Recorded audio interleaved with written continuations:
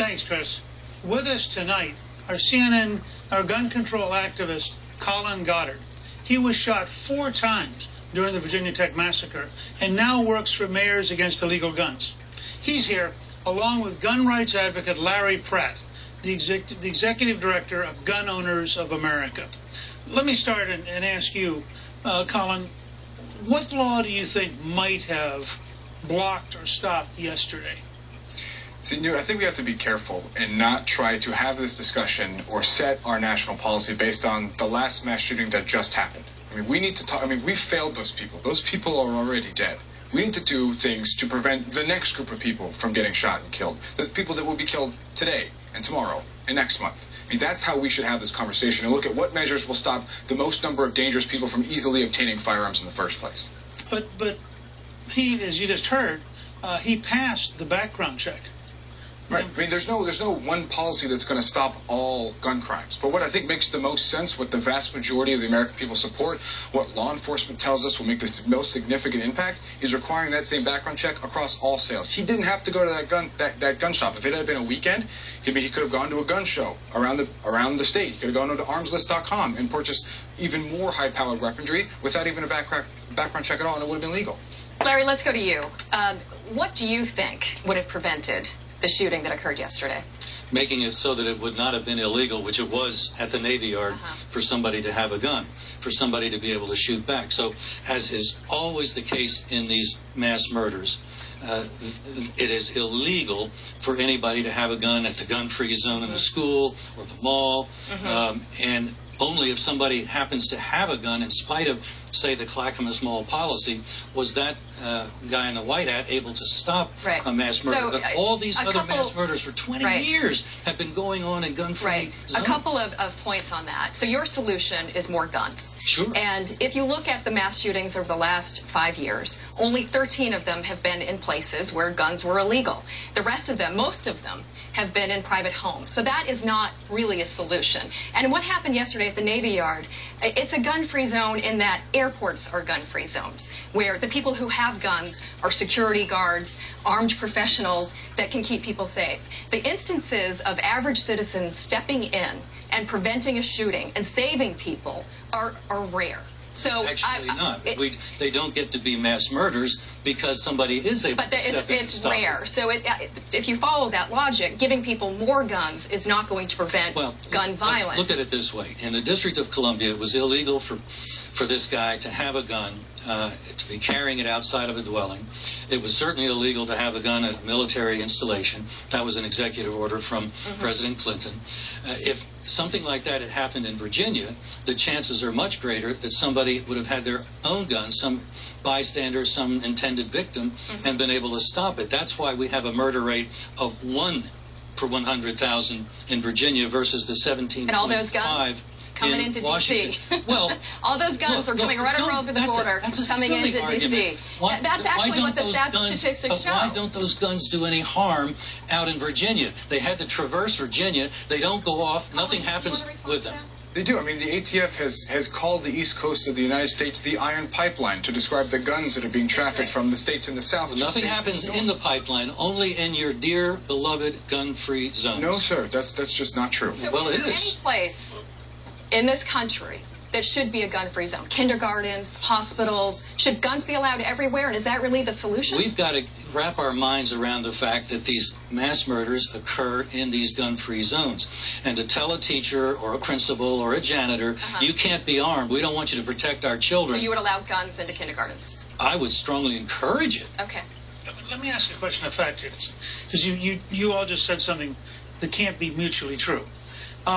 Is the murder rate with guns in Virginia dramatically lower per 100,000 than in D.C.? No, not in D.C. It's 17 times higher in D.C. That's pretty dramatic. But that's not just based on, I mean, like I said, it's not just gun policy in one state. Murder, 17.5 murders per 100,000. I'm just trying to find a factual question here for a second. That D.C., it is technically illegal to have the gun. Virginia, there are clear conditions on, and I think a surprising number of people in Virginia actually have concealed carry permits. It grows every year. So in the state where you have concealed carry permits, you are 17 times less likely to be killed by a gun. than in the place where it's Or murder technically in illegal. general. Well, Just murder. first of all, the murder, even one murder from a gun is too many. So let's stipulate that. But the gun murder rate in D.C. is actually relatively low. But if you compare 10 states with very strict gun laws and 10 states with lax gun laws, like Virginia, the murder rate is significantly different, with more protection in those states with tougher gun laws. That's also true. Compare Maryland with Virginia. The work that Dr. John Lott did was redone by some 40 different institutions and researchers. Yes. And the bumper sticker title of his book stands up under intense scrutiny. More guns, less crime. Well, except for the American Journal of Public Health, which showed that more guns means more guns homicide. That's where their finger was on that particular study. And some say that about John Lott's. No, for instance, they will say that you got to kill the attacker for it to be a successful self-defense use. Anytime you get a bad guy to run away because you showed him your gun, that's a self-defense use, and most of the time, like 90-some% of the time, the gun's not even fired. Well, why not keep the gun out of the bad guy's hands? Why not keep the gun out of the bad guy's hands? You're only going to keep it out of my hands. No, that's actually not true. Yes, there it hundreds is. of That's thousands the way of it works people in D.C. in this country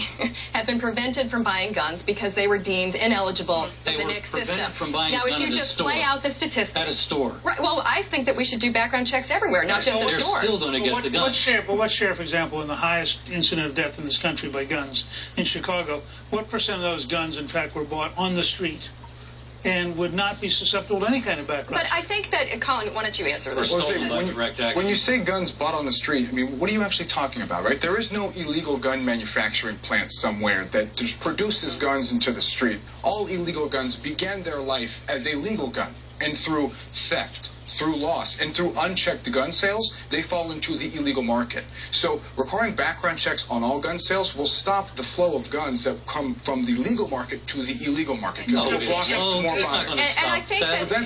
that- We're talking about responsible gun ownership here. No, It'll you're stop talking that. about disarming No, sir. the good guy. That's not the policy. You're talking about making a list of who has the guns. We know now from the NSA that the government will illegally make a registration list of that, and anybody that doesn't think that they've already done that with the background checks list is just whistling past the graveyard. Let me ask you one. This is very personal. You're the only person here who's been engaged in a really tragic situation like this at a personal level.